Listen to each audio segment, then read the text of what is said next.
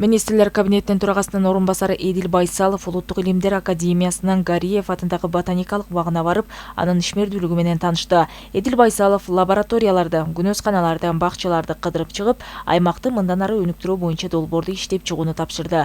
Учурда биздин аймакка тиешелүү уникалдуу өсүмдүктөр өскөн ботаникалык бак кейиштүү абалда турат. Горький жана Акунбаев көчөлөрүндө жайгашкан анын аймагы шаардыктар жана борборубуздун меймандар үчүн табияттан рахат алып, жаратылышка суктануучу жайга айланат. Маселе бакчаны мындан ары өнүктүрүү жана аны сактоо зарылчылыгында турат. Ботаникалык бактын илмий ишмердүүлүгү колдонмо мүнөздө болуп, борбордун гана эмес, бүтүндөй өлкөнү жашылдандыруу процессине салым кошуусу маанилүү. Шаардын көчөлөрүндө жана аянттарында гүл бакта өскөн жоо газындын сейрек кездешүүчү түрлөрүн олтургузууга болот.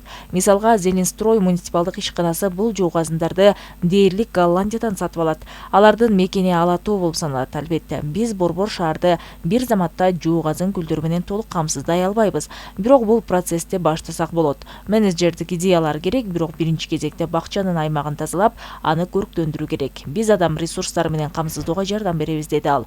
Ботаникалык бакты Бишкек шаарынын мэриясына өткөрүп берүү мүмкүнчүлүгү каралууда. Белгилей кетсек, Гариев атындагы ботаникалык бак 1938-жылы негизделген жана аянты жана өсүмдүк коллекцияларынын курамы боюнча Борбор Азиядагы эң ири ботаникалык бакчалардын бири болуп саналат.